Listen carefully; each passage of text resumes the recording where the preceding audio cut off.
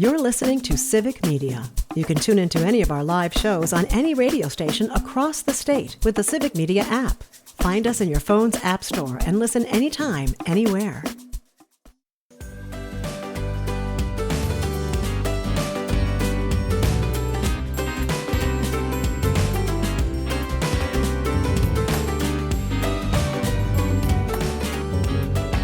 Live across Wisconsin on Civic Media, you're listening to Mornings with Pat Kreitlow, powered by Up North News. Now, from our Lake Wissota studio, here is the founding editor of Up North News, Pat Kreitlow. Good morning. It is 7:06. It is nice to have you back here up north on a Friday morning. It is September 19th, 2025. Parker Olson's producing things down in Studio A2. Meteorologist Brittany Merlot is standing by. And so is our Week in Review panel, journalists Mark Jacob and Jennifer Schulze and former U.S. Attorney Jim Santel, to talk about the big stories of the week. And obviously, what is happening to our First Amendment in our corporate media is going to be a big part of this hour's discussions. In our next hour, Dr. Kristen Lyerly joins us along with Kate Duffy from Motherhood for Good, talking about a big diaper drive going on for a local diaper bank and how you can help out and how your donations can be doubled thanks to somebody who's going to be matching all of those gifts. And Mike Clemens will be along at 8:35 to talk all about the Brewers sweeping the Angels and now heading to St. Louis for a series against the Cardinals. And then they had out of the St. Louis series this weekend, they then head to, where is it? San Diego. That's right, for games Monday, Tuesday, Wednesday of next week. And then they come home for the final homestand of the season next weekend against Cincinnati. And that gets us to Free Ticket Friday. This is the final Free Ticket Friday of the Brewers season. So you want that Civic Media app handy to send us the keyword I'm going to give you in just a little bit. And you can get 4 tickets to next Friday night's game versus Cincinnati. And it's our last Free Ticket Friday. So listen for that keyword. You'll have until 9 o'clock to text it in. And then more keywords throughout the day, more chances to enter. One of those drawings or one of those entries today will be drawn to win those 4 tickets to the game. Now let's give it to you now. It's blue, B-L-U-E. Text the keyword blue, like the color, before 9 a.m., and you will be in the running for those Brewers tickets on Free Ticket Friday. Now let's get to meteorologist Brittany Merlot, who is looking at a radar over the upper Midwest that just basically looks like an old cocktail napkin, and you put the cup of coffee on there or whatever, and it's just got these rings of a mess, and it's just these rings of rain all over the place, and you just don't know when it's going to rain, but you know you're on the napkin somewhere. Brittany, I have never heard that comparison, and I love it. You've got me cracking up. I can't even think now. now That's perfect. Yes, I mean it is. You look at the napkin, you lift up the coffee cup, and you go, "Oh, maybe I should aim better when I'm pouring." But be that as it may. We got a mess across the Midwest. We do. And this isn't even the low pressure system itself. This is still just a front wrapped through the state. But the winds are picking up. It's going to be a breezy day today, and that's going to continue into the weekend. Actually, we have a beach hazard statement on all the Lake Michigan shores through at least tomorrow.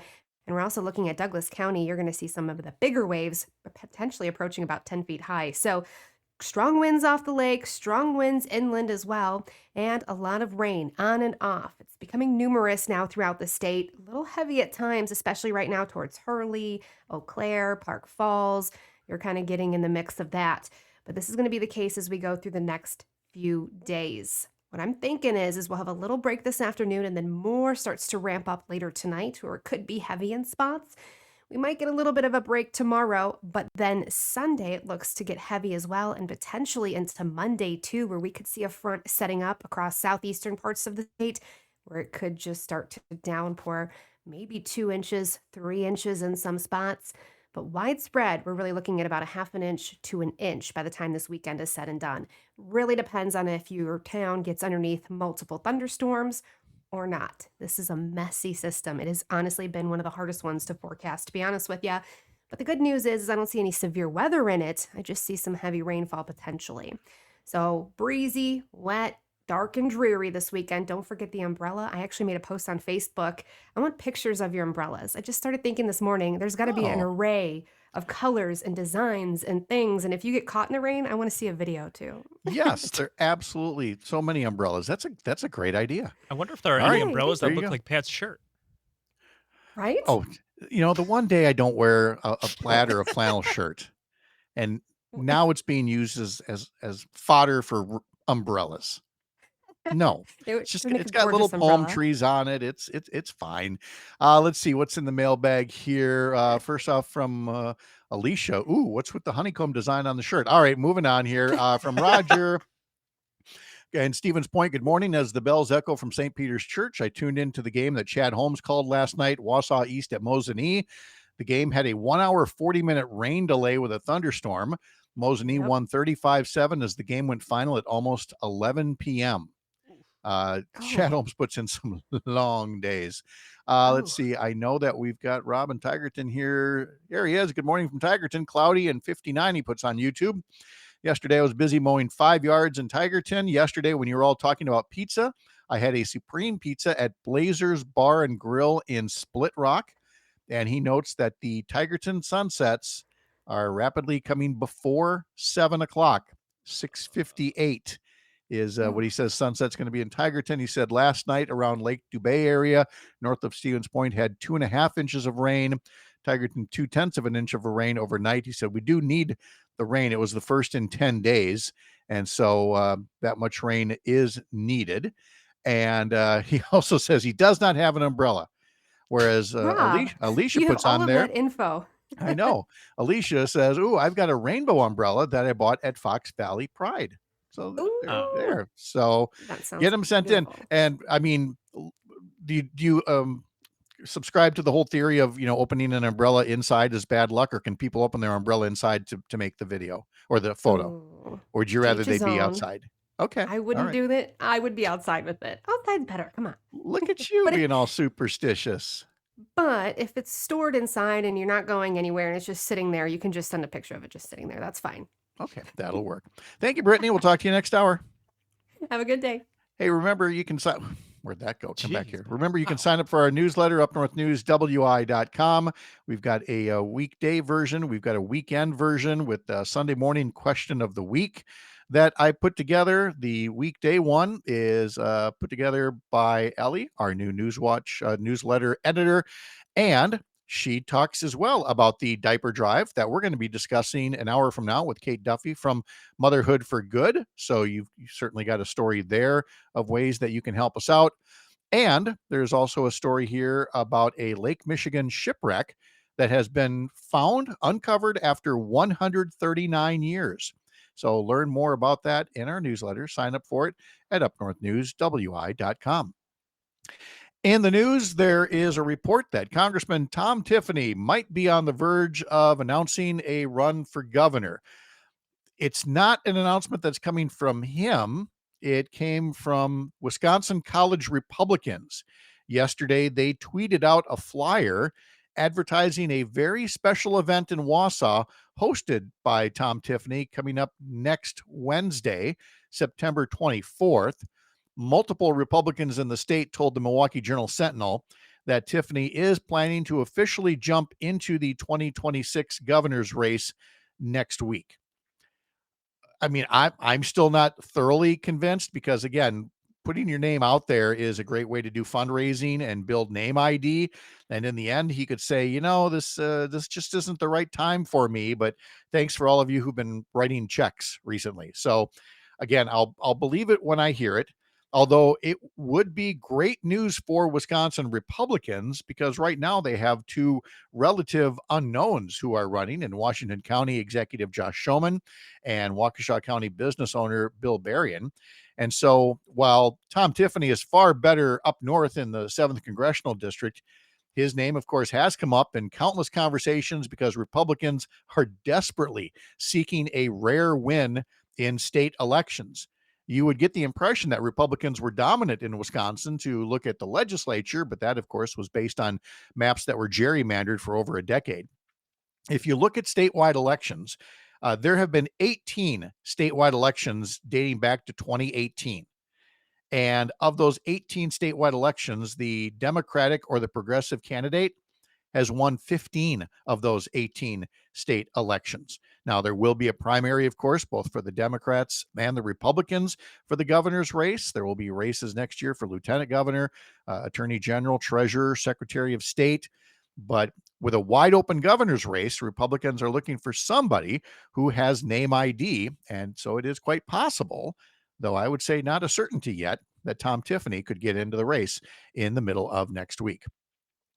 Coming up this weekend, we're going to hear more about a Republican plan that would make some big changes about elections and ballot drop boxes. That note is coming from WISN TV ahead of their Sunday show Up Front. They will be interviewing Republican State Representative Scott Krug. He's the Assembly Majority Leader. He's the Vice Chair of the Assembly Elections Committee. And it starts off with some good news. The Republican proposal that's about to be unveiled would finally allow the processing of absentee ballots the day before Election Day. That's something that should have been done a long time ago. It's not counting the ballots. That happens on Election Day. But it's a process to get the envelopes, open up the envelope. Well, first verify the envelopes against the voter list, then open them up and get them set. And then you can feed them, the next day. Whereas if you're doing it day of, it stretches the process out. And frankly, Republicans haven't fixed it because they like that it's stretched out. They like that sometimes the results don't come in until after midnight because of big cities like Milwaukee, Green Bay, Racine, Kenosha, and elsewhere. And they can say, oh, there must be something suspicious going on with these ballots coming out late at night. Well, now Republicans say they are willing to pass a bill that would begin processing absentee ballots the day before. Of course, there's always a catch. And so the bill would mandate new, quote, security measures for drop boxes, including 24-hour surveillance video of each drop box that must be live streamed on the municipality's website. Ballots would also need to be transferred under the supervision of a law enforcement officer, and the legislation would penalize clerks who correct errors on absentee ballot requests. In other words, this is going after a fly with a sledgehammer. This is overkill to the umpteenth degree here. Surveillance video on every drop box that has to be live streamed on the municipality website. I'll say it again. There is already a penalty for mail fraud. If you use the mail fraudulently, you're going to get in trouble. Do we put 24-hour cameras on every mailbox? Does the city of Chippewa Falls have to have a website showing the webcams of every mailbox? No. Same goes for absentee ballot drop boxes. I'm up here in the town of Eagle Point. It has a beautiful old town hall. You're telling me that this town and every other township that wants an absentee ballot drop box now has to go through the expense of a live stream 24-hour camera and has to have a law enforcement officer there to transfer the ballots? Once again, these Republican legislators are teasing you by saying, hey, we're willing to make elections go a little bit more smoothly, processing those absentee ballots, but here's some strings attached. And they're not even strings. These are ropes. These are chains. This is a non-starter. But it's been pretty par for the course lately when it comes to Republicans managing elections. Our Week in Review panel is coming up. Our keyword before 9 a.m. for Free Ticket Friday for Brewers tickets to next Friday's game against the Cincinnati Reds is blue. Text blue, BLUE, before 9 a.m. I'm Pat Kreitlow. This is the Civic Media Radio Network.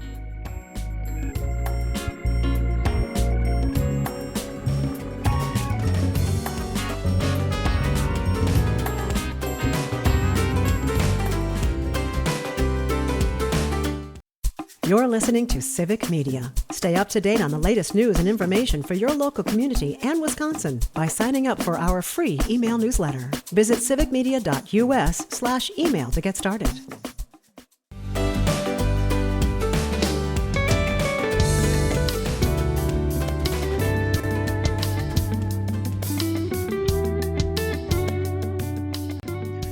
Our esteemed Week in Review panel is coming up right after we talk a bit about what they're all up to these days. You can get from Jennifer Schulze her newsletter on Substack called Indistinct Chatter. Search for News Jennifer. Her latest issue says it does no one any good for Charlie Kirk's life to be sane washed or for reporters to rush to publish unverified info. From Mark Jacob, who's got Stop the Presses at stopthepresses.news and couriernewsroom.com, talks about media timidity from some cowardly journalists after the Charlie Kirk murder. And of course, former U.S. Attorney Jim Santel has Amicus, a law review, every Saturday starting at 9 a.m. on Civic Media radio stations around Wisconsin. Learn more at civicmedia.us. Jennifer, Jim, Mark, good morning. Good morning. See ya. I'm getting better. I'm just saying good morning. I'm not saying good morning. How are you? Because then there's that uncomfortable thing after that. So we'll just stick with good morning. So here we are. I feel like, this segment got started with just, Mark came on board and I thought, well, let's get some friends here to join in with us. But every so often, I just want to go back to the way that it was in the beginning, because I just know all I have to do is say something and it's like pulling a string. Mark, ABC capitulated to Donald Trump, and they basically are. I'm sure Jimmy Kimmel's not coming back the way things are looking right now. What do you think? I'm going to go get some breakfast. I'll be back in a while. The floor is yours. You let her loose, Mark. Well, look, the real problem is corporate media. It's people. Big corporations who own a lot of different businesses, that many of which have nothing to do with journalism, but they happen to own media outlets as well. Therefore, because they're scared of Trump sabotaging their other interests, they're willing to sacrifice their media outlet or the legitimacy of it in order to satisfy the would-be dictator. And so that's why they are so quick to capitulate, to throw millions of dollars at Trump and to do what they did to Kimmel. And there's this self-censorship going on now in media, where people get fired for saying perfectly reasonable things, just to maybe they think it's almost like the Aztecs, throwing people into the fire to sacrifice them to the gods. I mean, there is this kind of idea that if the media punishes its own, then the dictator will be satisfied. Well, and the truth is, the dictator's never satisfied. The dictator wants more and more always. I saw this going in a lot of directions. I did not have Aztec sacrifice on my bingo card. I'm going to Mexico soon, so I'm really thinking Aztecs. This is why we got him here. Jennifer, I mean, again, equally shocking that we're at that point where it's not even like a suspension. It is, bending the knee in record time. Yeah, really. It is absolutely incredible how this happened, but not at all surprising. Remember that Trump said after Colbert's show was not renewed, he said on social media, Kimmel is next. And he has been attacking Jimmy Kimmel and Stephen Colbert for years. So this is, I'm sure, maybe it wasn't written down in Project 2025, but it was part of the revenge plan. And I don't think he's going to stop there. He said, the NBC late night comedians should be fired next. So, I think this is going to keep going. I don't know who's going to stop it, but it's a really bad place for us to be. Here's who would normally stop it: an independent Federal Communications Commission. Right. But Jim Santel, I mean, we know what the law that set up the FCC would do in a perfect world, but from a legal standpoint, we're in a different kind of area when you have an FCC commissioner who is just an outright toady to the sitting president. And it's contrary to the congressional intent, right? We've got all these agencies, FCC among them. Oh, by the way, the Federal Reserve is out there also being attacked, Consumer Product Safety Commission, all kinds of things. They're established by the Congress. They are not sitting around the president's cabinet table. He does not have authority over them. And yet, yes, appointments are often made, and there's no doubt about that. But the concept by Congress was independence. You don't want political decision-making going on at these agency levels.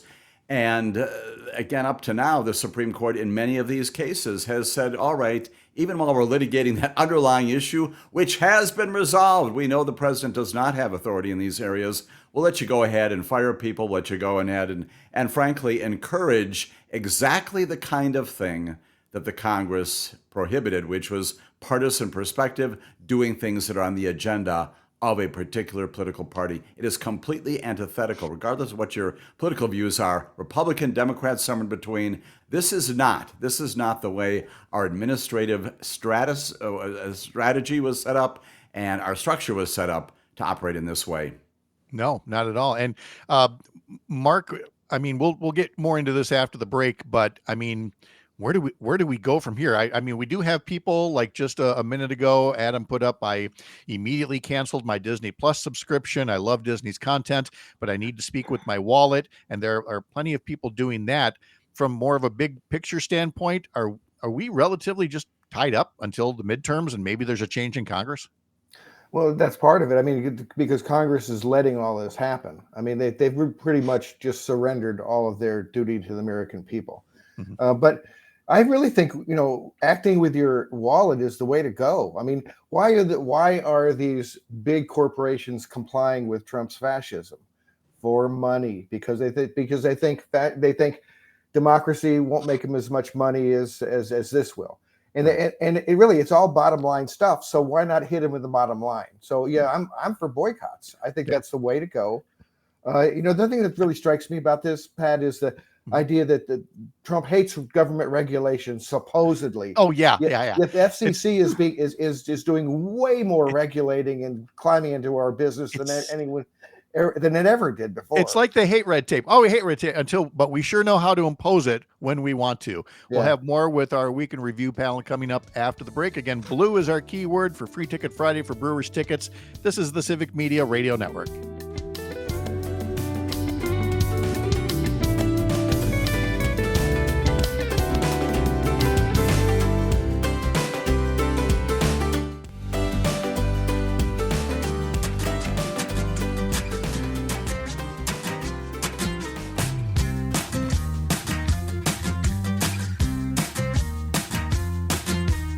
Coming up Monday on the program, we'll be talking to State Senator Kelda Roys, who announced at the start of this week that she is a candidate for governor. So we'll talk to her Monday about her entering the gubernatorial race for 2026.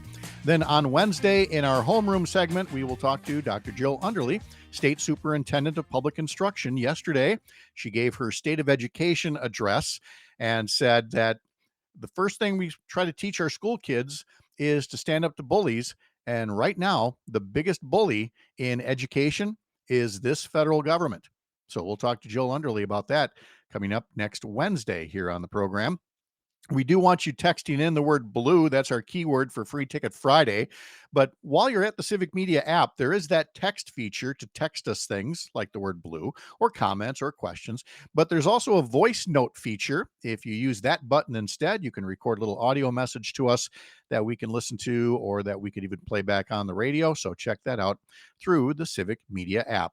Former U.S. Attorney Jim Santel is here, along with journalist Jennifer Schulze and Mark Jacob. Nice to have you back here for this week's Week in Review panel. And Jennifer, we'll start with you because we've already discussed the pulling of Jimmy Kimmel in response to, allegedly in response to things that he said. And by the way, if any of you missed that in the last segment, subscribe to us as a podcast over at Spotify, and you'll never miss any of these segments. But what it risks doing here with this Jimmy Kimmel thing is we're now focused on the way the First Amendment is essentially being trashed by corporate media. And I think that only fits the ongoing, what you and I would call sane washing of Charlie Kirk's record, that people are being made to feel afraid to speak the truth about this guy. And it is more important than ever to, as I said before, we're not going to do the deification of Charlie Kirk on this program. I think we are in a perfect storm. The years of demonizing the media and, embracing alternate facts, or did she say alternative facts, we're seeing the absolute impact of that right now. Facts do not matter. If you utter Charlie Kirk's name and you're not the right person doing that, there is a mob coming after you for your job. They're coming, they're sending threats. It is a remarkable time in American history. You cannot say anything that the mob does not like, or you risk everything. And people are being fired for saying really pretty mild stuff. And there's a myth, I think, out there that people are celebrating and people are, demonizing. And surely there is some of that because the internet is a big place. But the impression you might get from that is that it's Democratic politicians, that it's, leaders of the opposition from, well-known groups. It is not.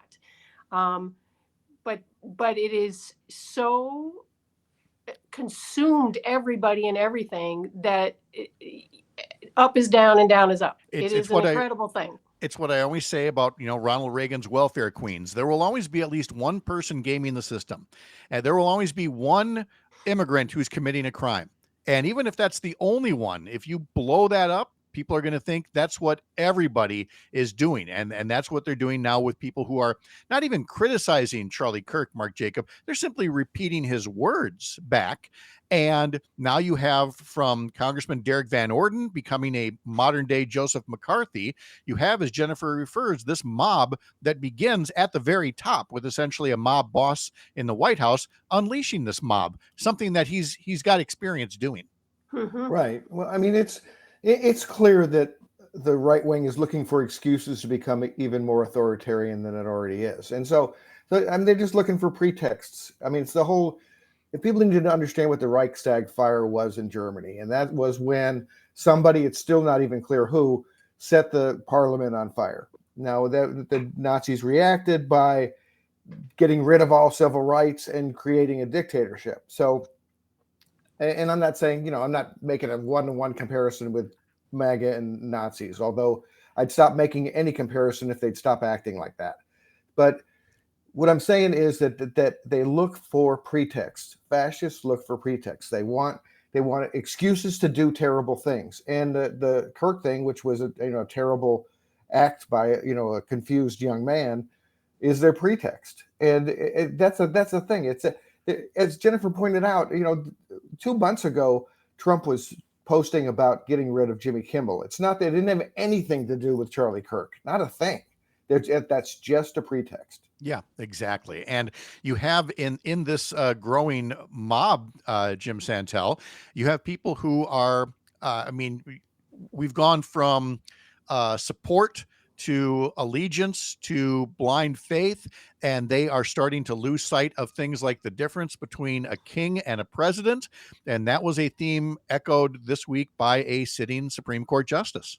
Sonia Sotomayor is in New York City at the NYU Law School. It's Constitution Day on Wednesday. We all celebrated that, right? Back in 1787. A couple of years later, we passed a thing in the first Congress saying, yes, indeed, there's freedom of the press, freedom of speech. Gosh, those were the days, right? So Sonia Sotomayor is in New York, and she's talking all about these things, and she is saying, bemoaning the fact that Americans may no longer have a real clear civics understanding of how these things work, how the meanings of the Constitution, those words, do in fact have some significance. She also takes appropriately a shot at lawyers, which I appreciate. She says, I think the thing that gets me every time I listen to a lawyer-trained representative saying we should criminalize free speech, in the same way, I think to myself, that law school has failed. If any student who becomes a lawyer hasn't been taught civics, then the law school has failed. And again, not only is there cynicism by this president and others in Washington and other places around the country, but it's so cynical because it relies upon the incapacity of Americans to understand how things work. And that's just not promoting institutional things. It's understanding what the First Amendment means. Not every single case it's been decided for 200 years, but the fundamental trappings of it. That's what she is bemoaning. And she is saying that in the midst of an internet that permits you to post anything that you want, that confusion only adds to this huge problem of lack of understanding about how things are supposed to work. So we've got the cynicism that's out there, and it has become a self-fulfilling prophecy, which is a little odd because, I mean, people have been making cynical jokes about government as long as there have been governments. But it has that cynicism is built to such a level, Jennifer, that there's people that are willing to essentially allow a government to be overthrown and allow, the First Amendment to be trashed because of their cynicism. It makes it hard to believe that there is a way to start to turn things back. And I'm putting this on your shoulders first, whether you want to talk about media companies or media consumers. What kinds of first steps are there that start to have more people understand the importance of the First Amendment and not allowing presidents to be dictators?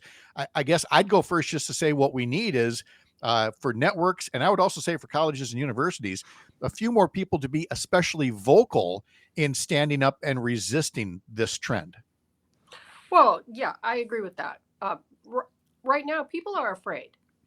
At every level, people are afraid. And we need more people to be brave and stand up to everything that Trump is doing and remind your neighbors, your family, what the Constitution says, free speech, what it really means, and maybe even dig down to the granular stuff. I mean, one of the things about the Kimmel story that really bothers me is what he said and what he didn't say is not in most of the news coverage. He actually, all of MAGA is saying he said a MAGA person killed Charlie Kirk.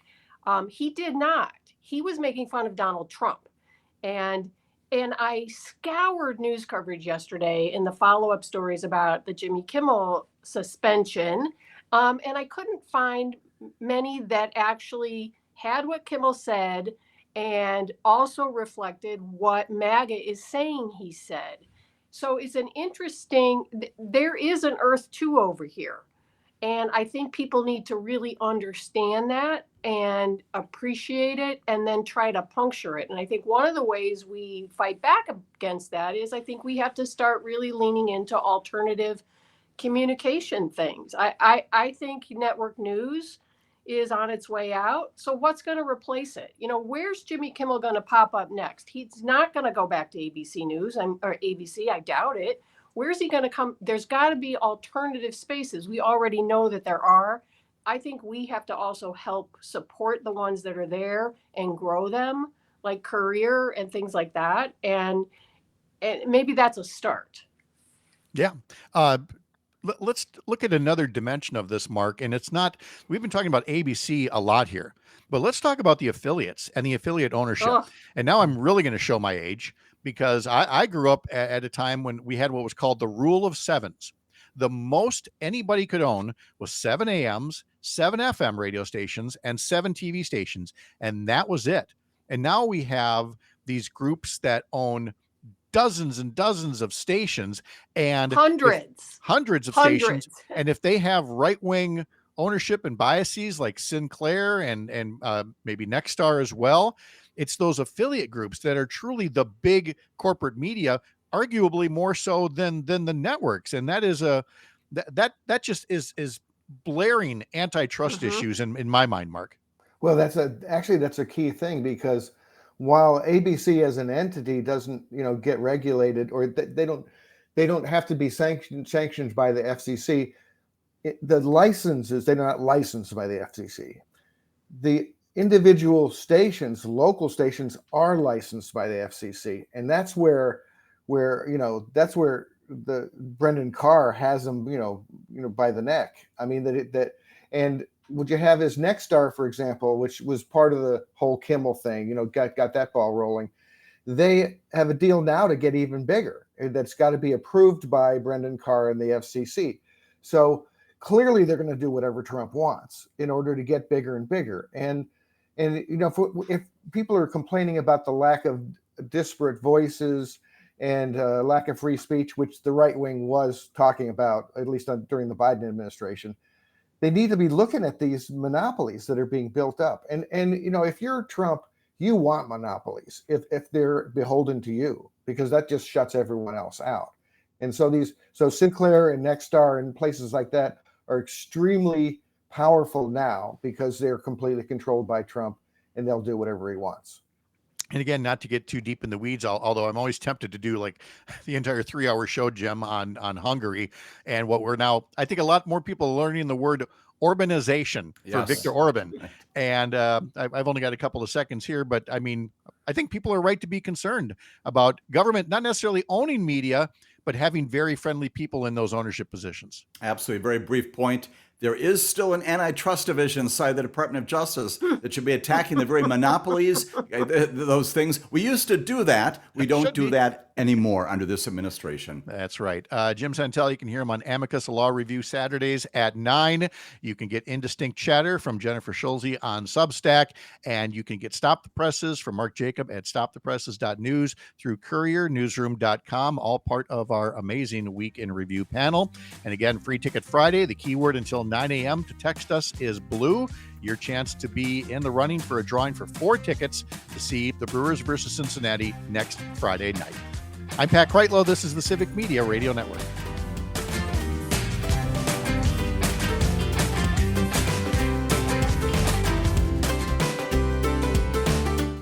You're listening to Civic Media. Find the latest news, information, and archives of all your favorite shows on the Civic Media website, civicmedia.us.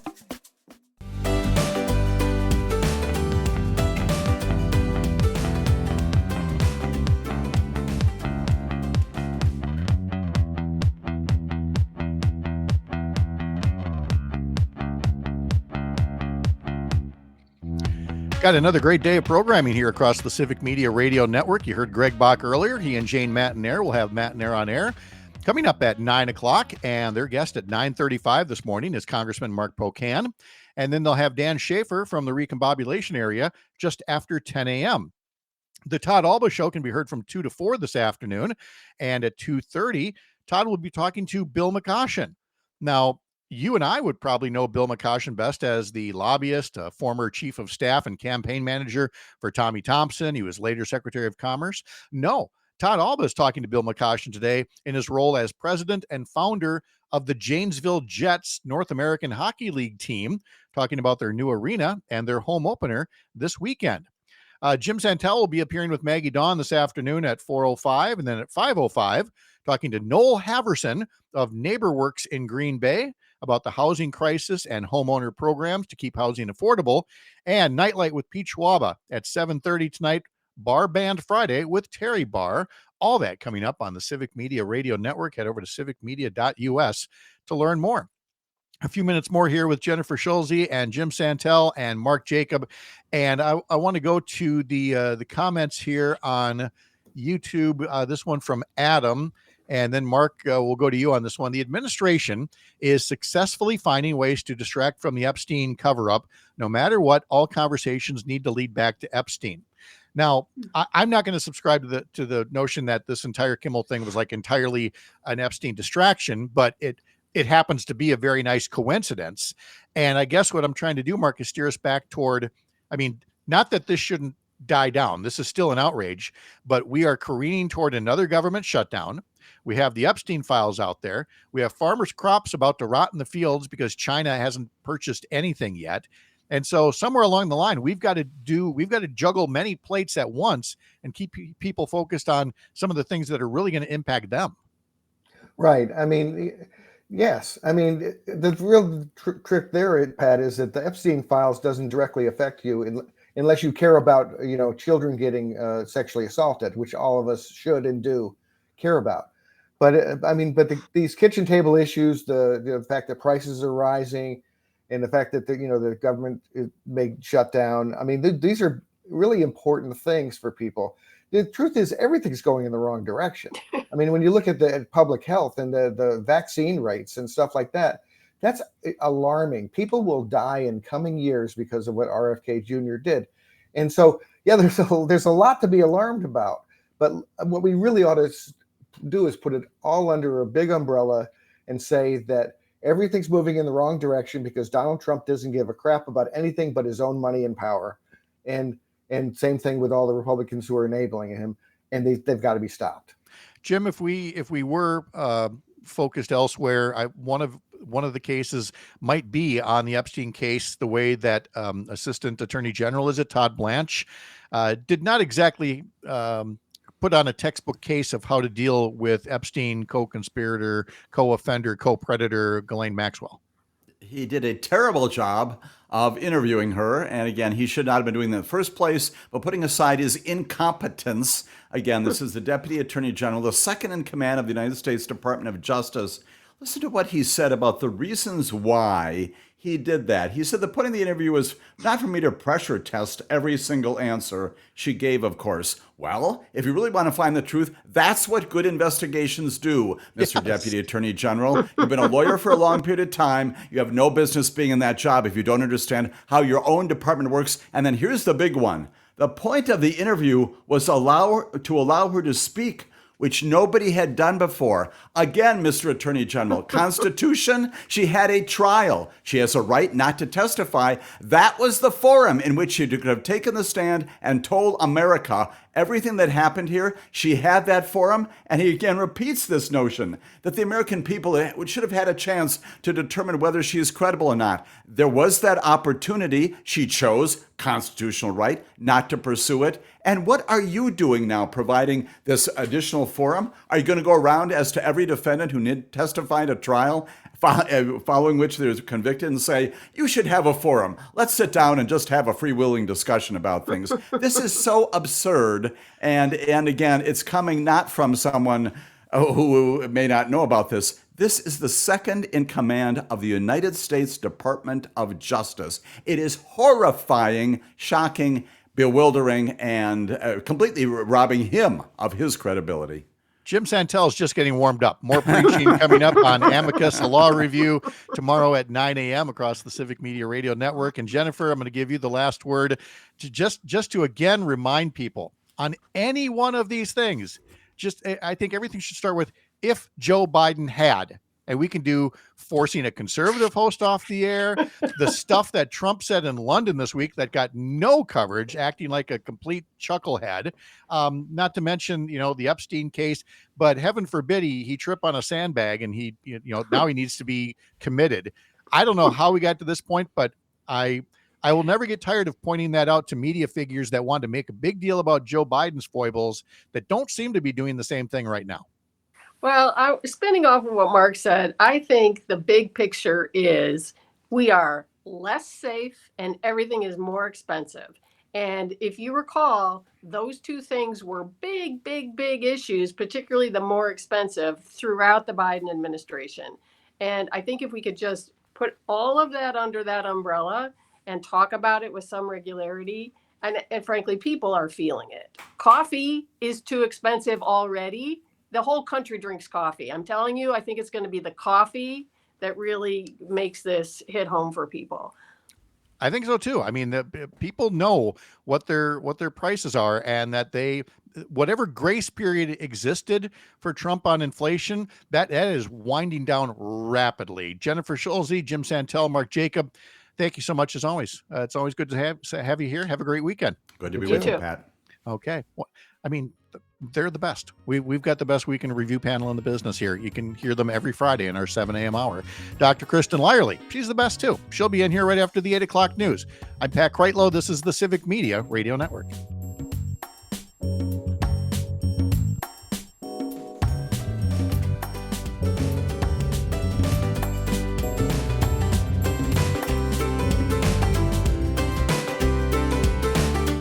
The national news cycle never stops, but it can be hard to find news about your local community. Civic Media is dedicated to providing quality local and state news coverage across Wisconsin. With the Civic Media app, you can get notifications about local stories that matter to you and your community. Find the free Civic Media app in your phone's app store and choose notifications from the menu to tell us what kind of news you want to hear about.